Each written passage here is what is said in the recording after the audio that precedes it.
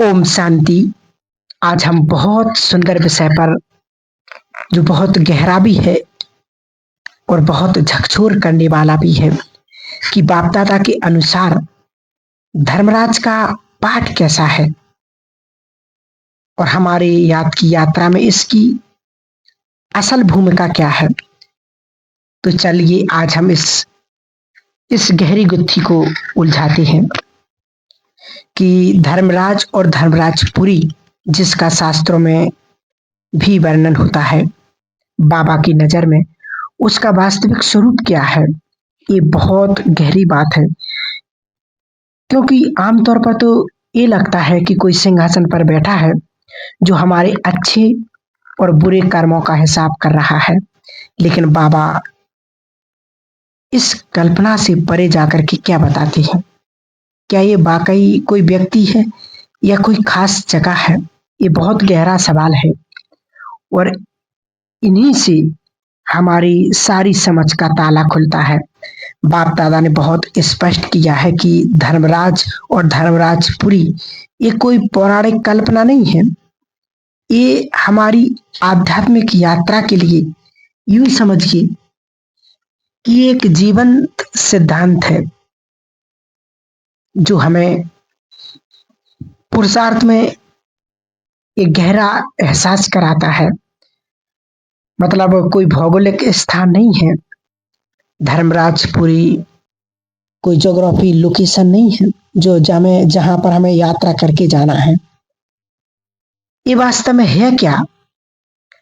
ये आत्मा के भीतर अपने ही किए हुए कर्मों का हिसाब किताब का बहुत तीव्र और कष्टकारी अनुभव है। ये एक आंतरिक अदालत है जहां जज भी हम हैं और मुजरिम भी हम हैं और सजा भुगतने वाले भी हम। तो इसका मतलब ये होगा कि हम जिसे यमराज या धर्मराज समझकर बाहर खोज रहे हैं, वो वास्तव में हमारी ही अपनी ही चेतना का, अपने ही कर्मों का सामना करने का बल है। तो ये तो वास्तव में बहुत सोच ही बदल देता है कि वास्तव में धर्मराज बाहर नहीं, हमारे ही अंदर है। और बाबा कहते हैं कि अंतिम समय में ये अनुभव हमारे इतना तीव्र होता है कि संगम हो गई की गई छोटी छोटी गलतियां, छोटे छोटे पाप भी वो भूत की तरह आत्मा को डराने लगते हैं। भूत की तरह वो कर्म साकार रूप में सामने आकर के आत्मा को घेर लेती हैं। वो एक अनिवार्य शुद्धिकरण की प्रक्रिया है जहां आत्मा को जबरन अपने कर्मों का बोझ भुगतना पड़ता है और इस पीड़ा के समय कोई मदद नहीं कर सकता है, बाबा भी नहीं। ये सुनने में थोड़ा डरावना लगता। बाबा तो प्रेम के सागर हैं, रहम के सागर हैं, फिर ये डराने वाली बात या इतनी कठोर सजा क्यों? बाबा प्रेम के सागर हैं, इसलिए तो वो हमें पहले से ही सब कुछ सच सच बता रहे हैं ताकि हम उस स्थिति से बच सकें। ये एक प्यार भरे पिता की चेतावनी है। और आपका सवाल भी हमें अगले सबसे महत्वपूर्ण पहलू पर ले आता है कि शिव बाबा की दोहरी भूमिका। ये बहुत दिलचस्प है कि वो सिर्फ रहम करने वाले बाप नहीं है। बाप दादा के अनुसार संगम युग पर शिव बाबा की दो भूमिका एक साथ चलती हैं। वो रहमदिल बाप और मार्गदर्शक भी है और साथ में सुप्रीम जस्टिस यानी सर्वोच्च न्यायाधीश भी है। जब हम ज्ञान में नए नए आते हैं तो रहम का पड़ला वो बहुत भारी होता है। बाबा हमारी कमजोरियों को समझते हैं, हमें बहुत मदद देते हैं, गलतियों को सुधारने के लिए अनेकों अनेक अवसर देते हैं। वो हमारी छोटी मोटी भूलों को नजरअंदाज भी कर देते हैं। ये तो कुछ वास्तव में ऐसे होता है कि कहते नहीं कि बाप ने अपने बच्चों को चलना सिखाया है कि शुरू में 1000 बार गिरने पर भी वो उठाता है, थाम लेता है, सहारा देता है। लेकिन जब बच्चा बड़ा हो जाता है तो उम्मीद करती है कि अब वो खुद संभल कर चले। ये बहुत सुंदर उदाहरण है, बिल्कुल ऐसे ही जैसे जैसे संगम युग का अंतिम समय नजदीक आता है, रहमत का समय समाप्त हो जाता है और न्याय का समय शुरू हो जाता है। बाप दादा कहते हैं कि फिर जस्टिस का लॉ लागू हो जाता है। तब हर कर्म का, हर संकल्प का सटीक हिसाब होता है, बिना किसी रियायत के। उस समय कोई बहाना, कोई सिफारिश काम नहीं आती। तो इसका मतलब है कि संगम युग में जो हमें गोल्डन पीरियड का समय मिला हुआ है, इसे हल्के में रहने की भूल नहीं करनी चाहिए, क्योंकि ये हमेशा ही रहेगा।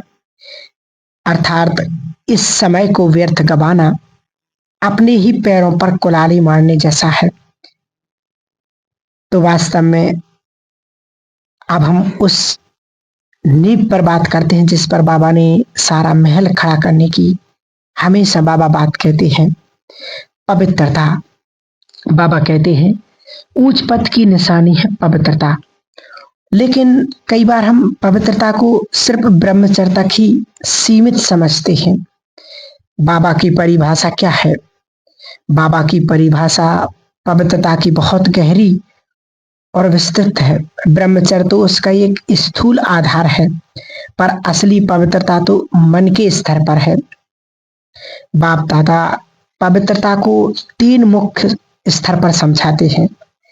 पहला है संकल्पों की पवित्रता, यानी हमारे मन में किसी भी आत्मा के प्रति कोई भी व्यर्थ या नकारात्मक संकल्प ना हो। दूसरा है दृष्टि की पवित्रता, हमारी नजर किसी को देखते हुए देह भान में ना जाए, आत्मिक दृष्टि बनी रहे। और तीसरा है वृत्ति की पवित्रता, यानी हमारा आंतरिक झुकाव, हमारा एटीट्यूड वो सदा आत्मिक और पावन रहे। लेकिन वृत्ति और दृष्टि का अंतर हम अगर गहरी से समझें, मान लीजिए आपने किसी को देखा, अगर आपके मन में संकल्प आया कि ये व्यक्ति बहुत अहंकारी है, तो ये हुई संकल्पों की अपवित्रता। अगर आपकी नजर उसके शरीर या रूप रंग पर अटक गई, तो ये है दृष्टि की अपवित्रता।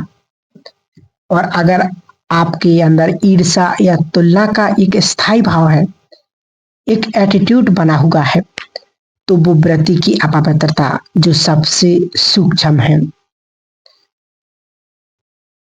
तो वास्तव में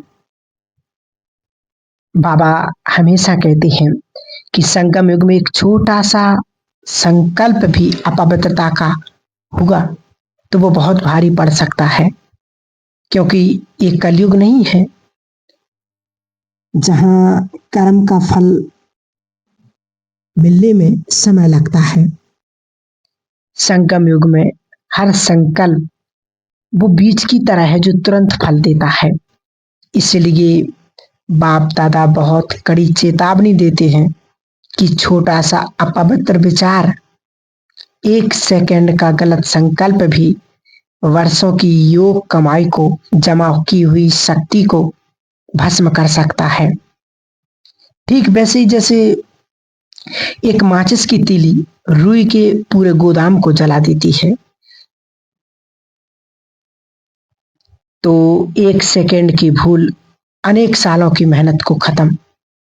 ये बहुत हताश करने वाली बात है, ये कठोर लगता है, लेकिन ये इस समय की महानता और जिम्मेवारी को दर्शाता है, क्योंकि इस समय हम जो भी कर्म करते हैं उसका प्रभाव हम पर नहीं बल्कि पूरी दुनिया पर पड़ता है। और ऐसी चूक का परिणाम हम बहुत गंभीर है। बाप दादा के अनुसार इस चूक के लिए धर्मराज द्वारा 100 गुणा या पदम गुणा दंड मिलता है। पदम गुणा सोचो। और सबसे महत्वपूर्ण बात यह है कि इस दंड में बाप दादा भी हस्तक्षेप नहीं कर सकते, बाबा भी नहीं कर सकते, क्योंकि ये कर्मों का अटल नियम है। तो बाप दादा ने समझाया है कि संगम युग में हमारे हर कर्म पर एक गुणक सिद्धांत लागू होता है।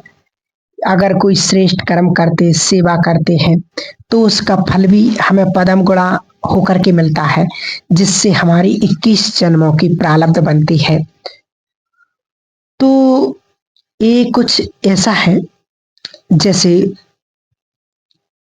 कलयुग में एक सामान्य खेत जहां बीज उगने में समय लगता है, लेकिन संगम युग में एक जादुई जमीन है जहां एक बीज डालते ही तुरंत 100 पौधे उग जाते हैं, चाहे वो फूल के हो चाहे कांटे को हो।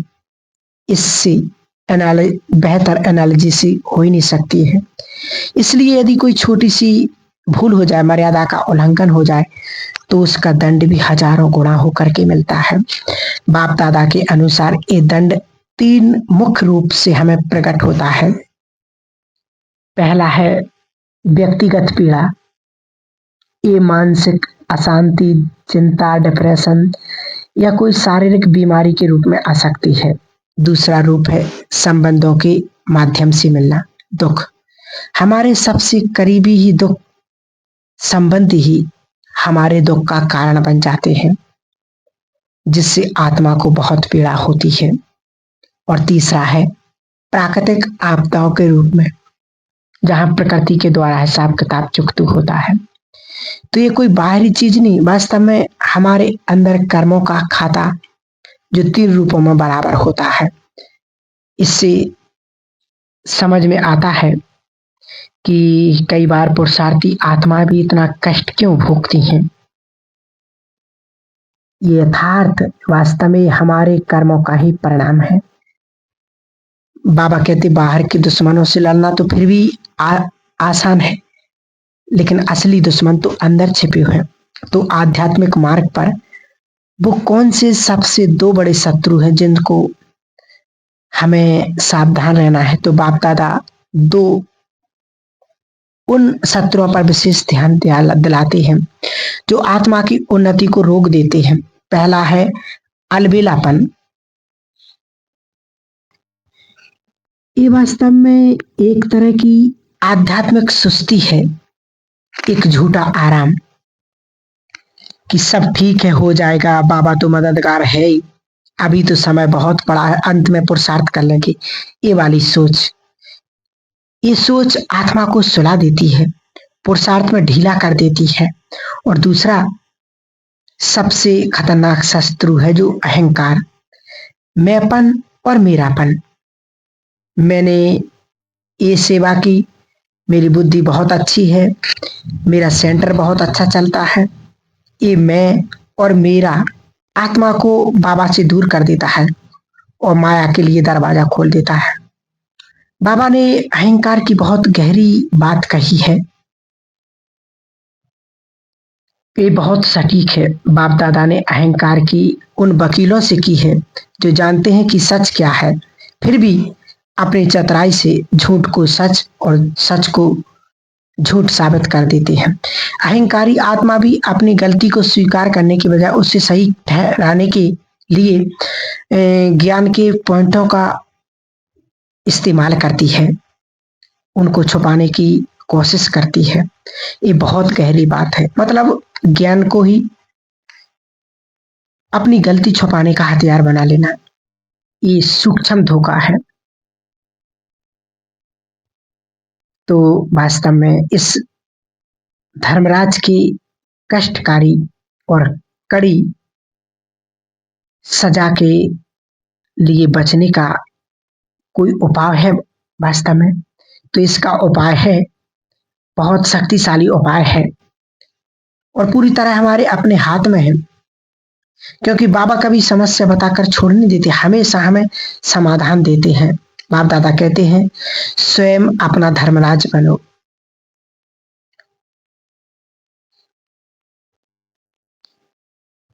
इसका मतलब है धर्मराजपुरी में जाने से पहले हर रोज हर रात सोने से पहले खुद के जज बने। तो स्वयं के ही हमें जज बनना बहुत ज़रूरी है। जब हम स्वयं की चेकिंग करेंगे तो धर्मराज की सजाओं से बच जाएंगे। आज मेरे संकल्प कैसे थे? मेरी दृष्टि वृत्ति में कोई अपवित्रता तो नहीं आई? क्या मैंने किसी आत्मा को दुख तो नहीं दिया? और अगर कोई गलती पकड़ में आ जाए तो उसे छुपाओ नहीं। बाप दादा कहते हैं कि गलती छुपाना चोर बनना है, जो सजा को और बढ़ा देता है। लेकिन अपनी गलती को सच्चे दिल से बाबा के आगे स्वीकार करना, सच्चा पश्चाताप करना, ये मुक्ति का मार्ग है। और यही हमें श्रेष्ठ पुरुषार्थ की ओर ले जाएगा और आत्मा को सच्चा सोना बना देगा। तो इस प्रकार से हम अपनी चेकिंग करें, बाबा को रोज पोता मेल दें कि कोई गलती मैंने ऐसी तो नहीं की जिससे मुझे बहुत पश्चाताप करना पड़े अंतिम समय में। ठीक है। ओम शांति, ओम शांति।